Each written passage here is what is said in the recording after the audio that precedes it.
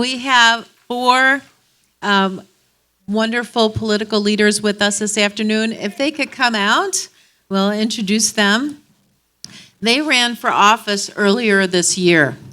They didn't win their respective races, but we were so impressed with their efforts to serve you, serve all of us in Tennessee, that we invited them to share what they learned and give us all some inspiration about what can be done through conservative political campaigns.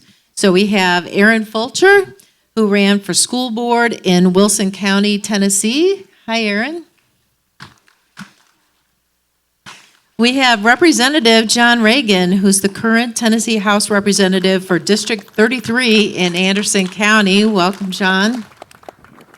We have Monica Irvine, who ran for Tennessee State Senate District 6 in Knox County. And we have Teena Hedrick, who ran for Tennessee State Senate District 12 in Kingston. Thank you guys for coming out today. You can feel free to take a seat. And we've got several questions, and we'll do another kind of roundtable, and we'll be asking our panelists here some different questions. So the first thing that we wanted to know was, because they all ran for office, right? We want to know what did they learn, or would they do differently when they run again? And I want everybody to note that I said when they run again. I didn't say if they ran again. I want to say when they ran again. What would they do differently? And we'll start here with Aaron. Well, thank you for having me. It's really good to be here. You know, running for a political office at 21 years old is a formidable challenge. And, you know, one of my favorite quotes is from Andrew Jackson, and he said, "I was born for a storm, and a calm does not suit me." And I think that was one of the pinnacles of my campaign and the reason why I ran. I ran for school board because we had extreme sexually explicit content making its way into our schools. And this was from a public education standpoint that I ran for. And I was extremely disturbed when I saw what was happening. So one of the things that I learned during my campaign, and it was really simple, and it's something that I held extremely dear, and it was to love the people. It was to love the people that love our country, because their rights and their children were in danger, and it was our job to defend and to protect K through 12 graders who are just trying to get a quality education. And when I was asked why I decided to run against an establishment candidate, I said, because the adults in the room aren't doing their job, and it's time for a new generation to step up and take control. So that's why I ran for that. And one of the things I learned is really simple. As I stated before, it's love the people, and they'll love you back. Thank you, Aaron. Representative John, what are your thoughts about running a campaign? Anything you would do differently about running campaigns, or things that maybe trip up people when they first start to run, that maybe is something that you've learned about running good campaigns? Well, thank you for the question. This was my 7th campaign, and the first one I've lost. The issue that I would address there, what would I do differently? The answer is, well, not much. I spent a huge amount of money, which people were fortunate, or I was fortunate enough for people to give to me to the campaign. I knocked on a lot of doors, had people knocking on doors for me, and went on every radio show, TV show I could to try to get my message out to the people. That said, I have learned that when you have a message that is conservative, there are people who don't want to hear it. And it's not just they don't want to hear it, they don't want anybody else to hear it. Therein lies the problem. Because you see, as our gentleman to my left mentioned, the education system should be teaching our citizens what to think? No. They should be teaching our citizens how to think. If our citizens know how to think, they can ask the questions, is this true? Is what I've been told true? Does it make sense? From that standpoint, those of us that run for office have to get our message out, and that was one thing I would do differently. I would try to get my message out in a much broader fashion, but still the message wouldn't change. Most of you probably have heard my name mentioned and usually heard the word ultra-conservative mentioned after that. And while I don't think I'm an ultra-conservative, I certainly won't argue with the word conservative. But that won't change. If I were to run again, it would be on the same platform. And I can assure you that there are many, many people who want that type of governance. They're interested in the traditional values. They want people who will stand for those traditional values, whether it's avoiding porn in the schools, whether it's making sure that there's not two standards of justice, one for the well-heeled and rich and one for everybody else. We, collectively, as the people of this country, have to make sure that we put that message out for everybody. If there's anything that I have learned from this last race, it's apathy will kill our country. When we have a government of the people, by the people, and for the people, it is predicated entirely upon the people participating in it. Those of you that are here, and those that signed up to be here that decided the weather was too tough, are the ones who are interested in government. But that's not enough. You have got to step out and make sure that you get everybody else interested with you, because they may not be interested in politics, but I'll guarantee you, politics is interested in them. It's great, thank you. Monica, what are your thoughts about what you would do differently or something that you learned by running?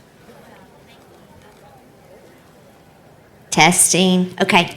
Well, first of all, I want to say hello, and I'm so grateful that we're all here. It's so good to be around fellow patriots.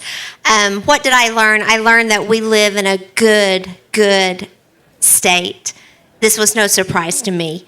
But that we live among God-fearing people in East Tennessee. But we live among uninformed, good, God-fearing people in East Tennessee. So I learned that I needed to do a better job just in my own personal life about sharing information about what's going on in our state with my friends and my family and my church family. But what would I do differently? Honestly, I think I just maybe could have started a little sooner. I campaigned for an entire year, and it wasn't long enough. When you go up against an incumbent, you need more time. Because what was so fascinating is that when I was able to talk to people, there was about an 80% chance I was going to get a commitment of their vote. But because, and how that happened was because people had no idea how their current elected officials were voting. And you all, unless we know how our elected officials are voting, how would we even know whether they're doing their job or not doing their job? So I just think next time around, you just have got to get out there even sooner and knock more doors. We knocked 21,000 voter doors in my campaign, but it wasn't quite enough. Thank you so much, Monica. Teena, what are your thoughts? Well, I'm glad to see all these good patriots out here today. It shows that you care and you care about your country and you want change. We all do. But some of the things that I did learn about this campaign is there's still a lot of good people in this world. I knocked on doors, people invited me into their house that didn't even know me, and it just really gave me a renewed sense of we can do this. There is enough of us to overcome them. And some things that I think that I would change. I was a newcomer. I went up against an incumbent that had been there for 16 years and run the past 2 times unopposed, as I spread myself too thin. And I think that I did have a lot of good helpers and a lot of good people helping me, but I spread myself way too thin, and I should have delegated more and probably had a campaign manager besides myself. But it's really hard, like as Monica said, to get your word out. And also for the voters to be informed of how the incumbents have voted. Because the one that I ran against was a rhino, and he's going to go in again, and it's very sad. Thank you, Teena. Appreciate that.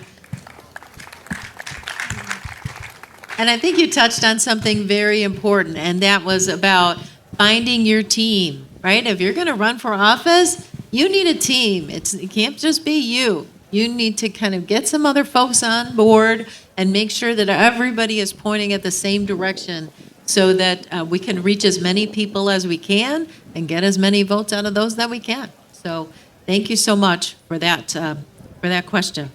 Now, what I think I'd like to do for this next segment is have an individual question for each of the different folks because they did run for different offices and had very different experiences. We'd like to kind of get something that is particular to them and how they ran. So if we could start with Representative John Ragan here.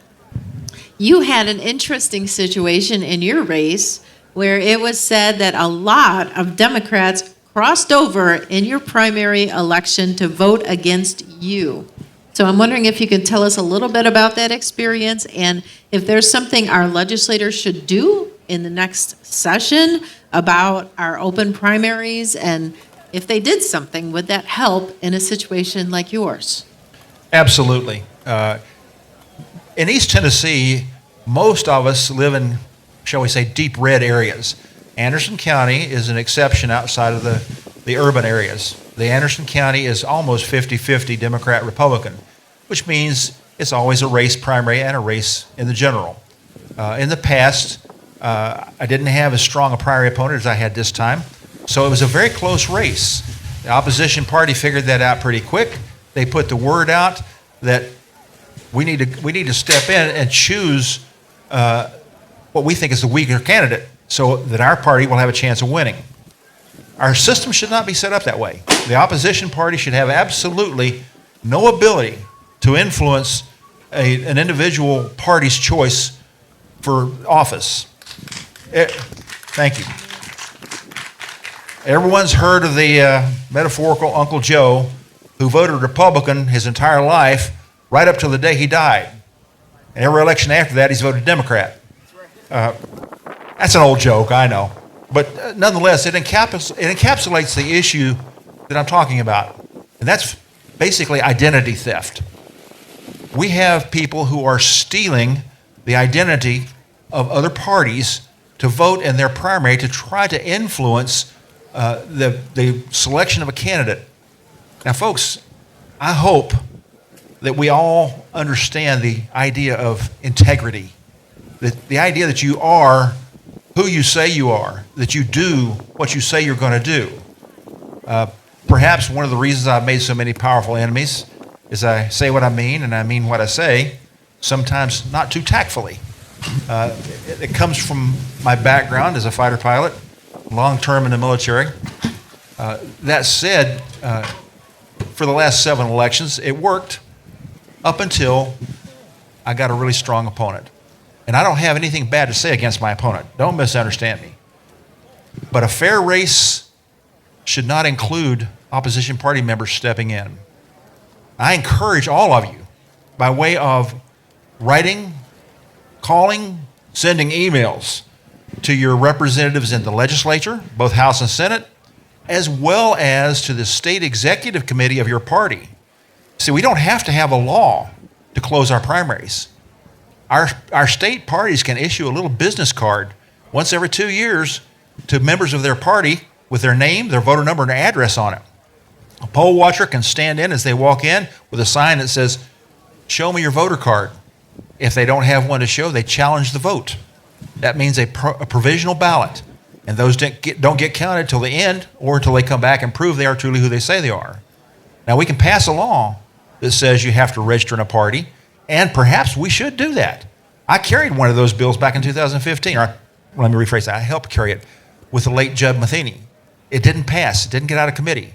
2 other efforts I'm aware of didn't get out of committee. That means there are those who feel, quote unquote, that they benefit by being a moderate. Well, folks, I'm sorry. A moderate is somebody who doesn't have the moral courage to take a stand on one side or the other.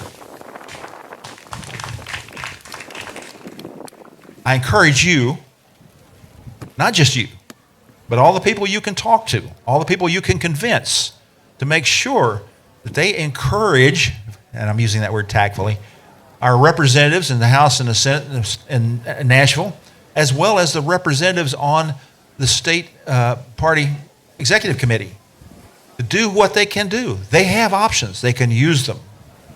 They will not unless they feel the pressure.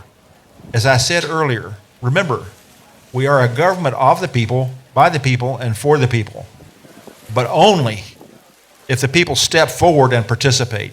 Thank you. Thank you, Representative John. He mentioned something very important, which is the State Executive Committee. A lot of people don't even know there is a State Executive Committee or what their function is. I would encourage you, if you're not familiar with the State Executive Committee, look it up. Find out what they do out there, because they can do important things and people don't pay attention when they're up for election. They don't know what they do, and so they're not watching them. They need to be watched. They need to be watched, watch what decisions they're making. So it's very worthwhile for you to take a look at the State Executive Committee after the festival here. Monica, what are your thoughts about this next question? You did extremely well as a first-time candidate running against a established incumbent. What do you think that you did that made you so successful as a newcomer to the process? Well, number one, I think that knocking on doors was essential. But really, the only reason I even stood a chance in this race is because I was able to expose my opponent's voting record. And so that is so important, you all. One thing that all of us can do is demand that you have easy access to your elected officials' voting record. Do you realize that in the House, they do not have a mandatory roll call? And so in the Senate, they do. And so I was able to study and understand every vote that my opponent made in her history in the State House. And because of that voting record, that's what inspired me to challenge her, because I saw that she wasn't who she claimed she was, or she didn't vote how she claimed she was. And that is so important. And so we've got to demand that as citizens, we can easily assess our elected officials' voting record. And it's so easy, you all. All they have to do is every week during the state legislature is in session, that they just publish through their email all of the votes that they made that week. Here's all the votes that I could have voted on, and here's how I voted. My opponent sat out of votes. Time and time and time again, she would take what's called a present but not voting. I'm going to sit this one out. Why? Because I don't want to go on the record standing for or against important issues. So that is why I think I was successful, as I was able to expose a voting record. But it shouldn't have been shocking when I went to people's doors and told them about their elected officials' vote. They should, already be able to know that. So that was, I think, key. No, I do appreciate that, Monica. And you can go for the state representatives and senators. You can go to the state legislator website and you can look up those votes on issues that are really important to you. And something, that Monica brought up that I think is very important is watch when it just says present, or, they were not voting on a particular issue. That should send up a red flag. Why did they choose not to vote on this issue? Is it because they don't want to be held accountable for what they're voting? So that's a very important thing, is to not just look at, when they voted yes or when they voted no, but when did they not vote? That's always a good thing to keep an eye on. Teena, I got a question for you. You ran as a Christian constitutional conservative, kind of straight out, that's, who you are. Why is it important for people like you, and like many, many of the people that are here today, why is it important for people like you to run for office? Well, as most people know, our country was founded on Christian principles. And our Constitution is the only thing that's standing between us and tyranny right now. And, of course, it looks like we're getting our First Amendment and our Second Amendment stomped on heavily. But I think it's so important for Christians for us to stand up and step out. We've been complacent way too long. And I think that's part of what's going on in our country right now. We've just sat back and kind of watched and kept hoping things would get better. But we've got to have people with true Christian values. I felt called by the good Lord to do this, or I would not have run for office. This is something way out of my comfort zone. I'm a retired nurse practitioner, never been in politics, but I can tell you we need people in there that's willing to stand up for our rights. not to walk out on a vote when the great gay pride flag is going to be voted on. We had like 7 senators walk out and not even vote on it. I just feel like that we need people that are called to not be afraid to stand out. You know that that's what we're supposed to do. We're supposed to stand in the remnant till the good Lord comes, and I feel it's just very important for us to stand up. Thank you. Thank you very much. We have one more. Aaron is here, and you ran for school board. So, you touched a little bit originally about school board, but let's just talk a little bit more about what are the issues at the school board level that really inspired you to run? And then also think about how do we engage the next generation of conservatives to run for office? So kind of a two-part question there. It's a good question. And as I mentioned before, I ran for office at the age of 20, ended up turning 21 in that process. And one of the main things that led me to run for that office is because I went to the county school system that I saw horrible things happening in.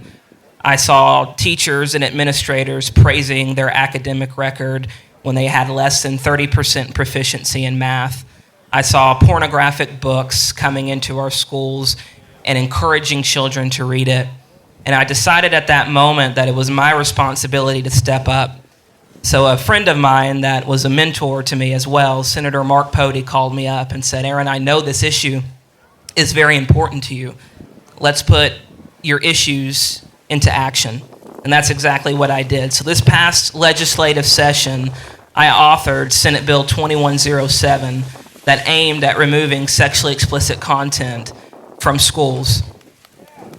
And it was killed before it even went to committee. And that's the state that our state is in, and that's the state that our nation is in. Now, when we ask ourselves about engaging the next generation, it's really simple. When I was on the campaign trail knocking on doors, people of all different ages would look at me and say, "Why are you running? You're so young. You have your whole entire life ahead of you." And it reminded me of something that my mother once told me because she was a sergeant in the United States Army. She said, "Aaron, I fought for this country so you could have a country to live in." And that is why I went door to door each and every day to fight for a county, to fight for a state, to fight for a nation that my family and the next generation that comes after me has the right to live in. I was listening to a speech of someone a couple weeks ago, and they said, "You can't be shocked when this generation refuses to pick up a weapon and defend their homeland, when all of their life the educational system has taught them to hate the very thing we're trying to protect." Ronald Reagan was right. Freedom isn't passed down in the bloodstream. You have to fight for it. And if we don't engage the next generation of conservatives, you won't have a GOP. You won't have a conservative party. We have to encourage and uplift this next generation to love the freedoms, to love the liberty, to love the justice that this nation was founded on, to love the men and women who bled red, white, and blue so we could be sitting here today congregated to have the right to listen to people who love our country and will go to the grave fighting for it. That's why I ran for office, because I believe in this country. I believe in what America has to offer. I believe that all men are created equal. And it doesn't just start with my generation. It starts with everybody out here today. It starts with the courage and the determination of this younger generation, and it extends to the wisdom of the older generation to where we can propel this country forward to be the greatest it can ever be. And it starts right here at home. It starts in the educational system, and it starts with the one belief that we are all created under God. And if God's not in it, you won't go anywhere. So I appreciate y'all having me here today, and let's get out and fight for America. Thank you, Aaron. And I think you mentioned something very important, which is love of country. I just look around here, the dedicated people who are out here in the wind and the sprinkles, and I just think to myself, this is a whole bunch of people who love their country. Am I right? So thinking about all of us that are here in the audience today and listening to our presenters, I'm wondering if we have some advice that our panelists could give to people who are starting to think about running for office. Maybe they're inspired by some of the folks here saying, I could do that. If they did it, I could do it too. But I'm not really sure where to start, or I'm not really sure what the key points of doing that would be. So I'm wondering about what advice you would give someone who is thinking about running for office. Let's start with Monica this time. Do it. I just got back from Philadelphia yesterday, where I sat in the room that our Constitution and our Declaration of Independence was signed. Being in that room, you all, God needs us. Our country needs you. And so I just ask that you prayerfully consider and ask the Lord, where could my talents, you know me, you know what I can give and what I can't give. Please lead me to where I can do the most good, and trust in the Lord, because this is His work. Our freedom and protecting our Constitution, you all, it's His work. It's His glory. So prayerfully seek the Lord's will in making that decision for yourself. Thank you, Monica. Teena, what are your thoughts for somebody thinking about running for office? Just as Monica said, I think pray about it, pray hard about it. And I think that we need to stand up. It's time to stop setting back. It's time to get involved. What are we waiting on? How much worse does it have to get? I mean, we've got to stick together, and we've got to support people when they do get in there. And when people are running, I think the big thing is supporting them. But I think that if you have the will, you've got to have some grit. It's going to be some hard work. I'm not going to lie. But it's great. It's very rewarding. I learned a lot, and I recommend it. I think everybody should run for office one time. And right now, we haven't got time to waste right now. I don't know. We've got 1 month where we figure out where our country's going to go? I think at this point, we just really need to back and just really try to get our message out about what's happening in our country right now, because we're about to lose it. Thank you. Aaron, how about you? I would say politics is a messy thing, so if you're going to go into it, be prepared to fight. Be prepared to fight for the freedoms and the liberties that men and women have died throughout the years to protect. Be willing to stand up to those who oppose you. Be willing to stand for righteousness, and be willing to stand for the next generation that comes after you. Because we got to remember, we're not just fighting for the present, but we're fighting for a powerful and great future for our country. Great, go ahead, Representative John. I'm going to use a quote attributed to Davy Crockett, a famous Tennessean, who, by the way, created our colony in Texas. But anyway, Davy Crockett said, first, be sure you're right, and then go ahead. Very pithy, but what does it mean to be sure you're right? Think about it, research it, know why you believe what you believe, pray about it. Know why it's important. Know why those who stand against you believe what they believe, and know why they think it's important. And then go ahead. As my colleagues on stage have said already, it's work. If you're afraid of work, don't do it. But I dare say that nearly all of us here today have learned that work is not something that's going to kill you.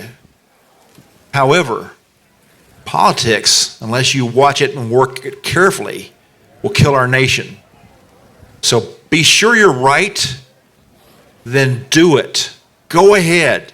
If you're not cut out to run for office, that's fine.